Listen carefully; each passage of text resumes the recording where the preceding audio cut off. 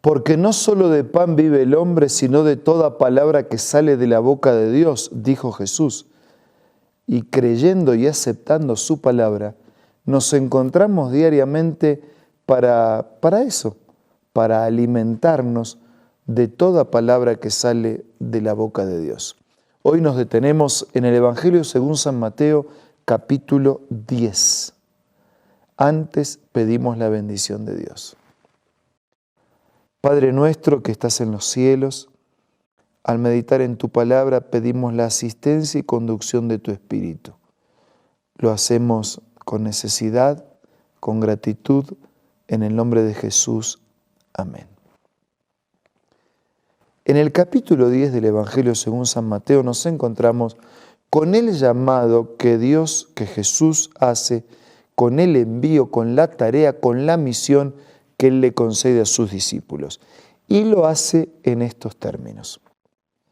Reunió a sus 12 discípulos y les dio autoridad para expulsar a los espíritus malignos y sanar toda enfermedad y toda dolencia. O sea, les dio una misión, pero también les dio la autoridad. La misión incluía liberar de malos espíritus a las personas afectadas por los mismos y también sanar a aquellos que por consecuencias del pecado veían fragilizada su salud. Versículo 2 dice, estos son los nombres de los 12. Simón llamado Pedro, Andrés, Jacobo, su hermano Juan, hijo de Zebedeo, Felipe y Bartolomé, Tomás y Mateo, el recaudador de impuestos, Jacobo, hijo de Alfeo y Tadeo, Simón el celote, Judas Iscariote, el que lo traicionó. El versículo 5 dice que Jesús envió a estos 12 con las siguientes instrucciones. No vayan entre los gentiles, ni entren en ningún pueblo de los samaritanos. Vayan más bien a las ovejas descarriadas del pueblo de Israel. O sea, la misión inicial era una misión limitada al pueblo judío. Después se le iba a extender la misión a los gentiles, a los otros que no eran judíos. Pero en primer lugar quería que se busquen las ovejas descarriadas de Israel para después estar en condiciones de buscar el resto. Versículo 7.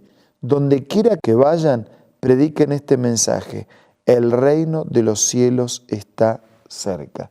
El gran mensaje a predicar, la gran noticia a predicar, es que el reino de los cielos está cerca. No es este reino, no es este mundo, no es esta tierra, no es esta vida. Es el eterno reino de Dios, ese que el pecado malogró, ese que Dios quiere recuperar. El reino de los cielos está cerca. Entonces dice, sanen a los enfermos, resuciten a los muertos, limpien su enfermedad a los que tienen lepra, expulsen demonios, lo que ustedes recibieron gratis, den gratuitamente. Si ustedes recibieron de gracia, ahora den de gracia. No es que ellos tenían el poder para hacer, pero la comunión con Dios y un Dios que le da una misión y le delega la autoridad, los capacitaba para desarrollar estas señales en función de la misión que tenían que cumplir. El versículo 9 habla de la austeridad de los discípulos. No lleven oro ni plata, ni cobre en el cinturón, ni bolsa para el camino, ni 2 mudos de ropa, ni sandalias, ni bastón, porque el trabajador merece que se le dé su sustento. En cualquier pueblo o aldea donde entren, busquen a alguien que merezca recibirlos, quédese en su casa hasta que se vayan de ese lugar.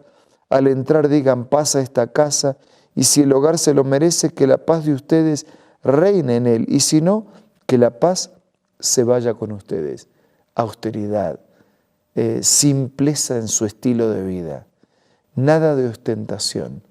Iban a dedicarse al apostolado, iban a vivir del apostolado. Si alguno no los recibe bien ni escucha sus palabras al salir de esa casa o de ese pueblo, sacúdanse el polvo de los pies. Les aseguro que en el día del juicio el castigo para Sodoma y Gomorra será más tolerable que para ese pueblo. Si alguien no los recibe, sacúdanse, o sea, dejen las consecuencias del rechazo con ellos. Les aseguro que en el día del juicio el castigo para Sodoma y Gomorra será más tolerable que para este pueblo. Los envío como ovejas en medio de lobos.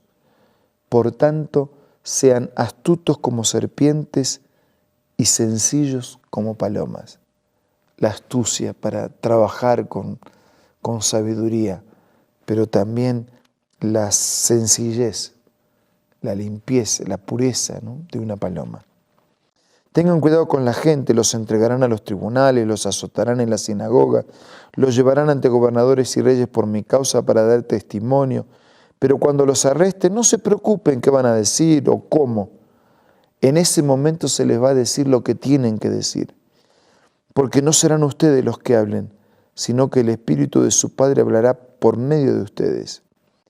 Por mi causa, por cumplir la misión, por rechazarme a mí, por rechazar a Dios, los van a rechazar a ustedes. Ese rechazo puede significar hasta persecución y prisión. Pero no se preocupen, en la hora justa Dios les dará la palabra justa para hablar. Versículo 21. El hermano entregará la muerte al hermano y el padre al hijo. Los hijos se rebelarán contra sus padres y harán que los maten. Por causa de mi nombre todo el mundo los odiará, pero el que se mantenga firme hasta el fin, ese será salvo. Cuando los persigan en una ciudad, huyan a la otra. Les aseguro que no terminarán de recorrer las ciudades de Israel antes que venga el Hijo del Hombre. Y el discípulo no es mayor que su maestro, ni el siervo superior a su amo. Así que si persiguieron y maltrataron al maestro y al Señor, ¿cuánto más van a hacer con los enviados o representantes del Señor? Así que no tengan miedo. Van a ir bajo mi cuidado y bajo mi promesa. Y así continúa. Y yo quiero, resumiendo el resto del capítulo, ir al versículo 35. Porque he venido a poner en conflicto al hombre contra su padre, a la hija contra su madre, a la nuera contra su suegra. Los enemigos de cada cual serán los de su propia familia. A veces hasta podría ser que tomar una decisión por mí, dijo Jesús, divida a las personas. Hay un costo a pagar. Hay burlas, hay persecución, hay una puesta de escena de ridículo, hay agresión, hay violencia, hay maltrato. Pero Jesús dice, el que quiere a su padre, a su madre, más que a mí, no es digno de mí. El que quiere a su hijo, a su hija, no está queriendo decir que no hay que querer a los hijos o a los padres. Lo que está queriendo decir que Dios está por encima de todo. El único lugar digno para el Señor es Dios. Y cuando las personas deciden por Dios, aún pagando el precio de su decisión, hay una recompensa. ¿Y cuál es la recompensa? Versículo 40. Quien los recibe a ustedes me recibe a mí, quien me recibe a mí recibe al que me envió. Cualquiera que recibe a un profeta, por tratarse de un profeta, recibirá recompensa de profeta. Y el que recibe a un justo, por tratarse de un justo, recibirá recompensa de un justo. ¿Y quién dé siquiera un vaso de agua fresca a uno de estos pequeños, por tratarse de uno de mis discípulos, les aseguro que no perderá la recompensa? El que encuentre la vida, dice versículo 39, la perderá. Y el que la pierda por mi causa, la encontrará.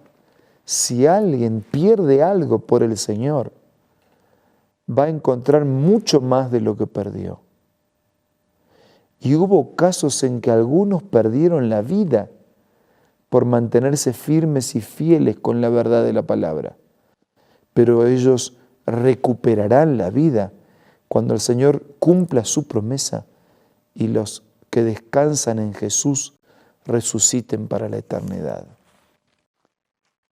Así como los discípulos fueron enviados a cumplir una misión, recibieron una delegación de confianza y de autoridad, pero también la advertencia de las dificultades que enfrentarían, nosotros también somos llamados a cumplir una misión. Podemos enfrentar dificultades similares, pagar un precio, pero bien vale la pena pagarlo. La recompensa es segura, es amplia y es eterna.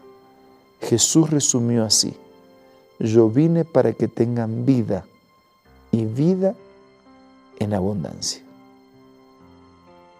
Ahora dediquemos estos momentos para hablar con Dios en la oración.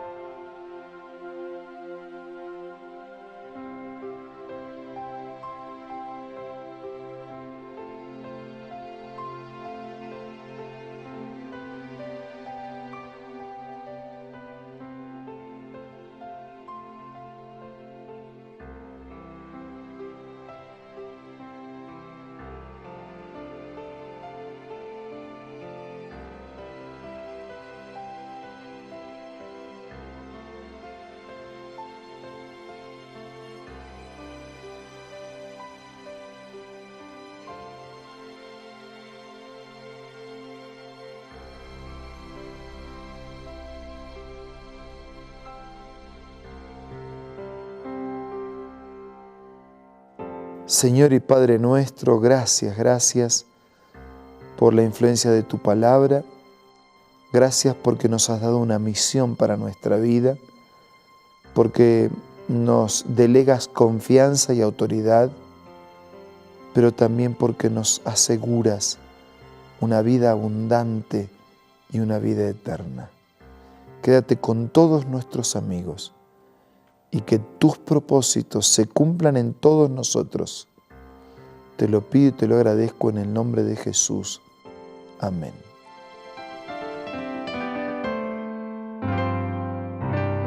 La Biblia, la palabra de Dios, es una carta donde nuestro Creador expresa su amor hacia la humanidad.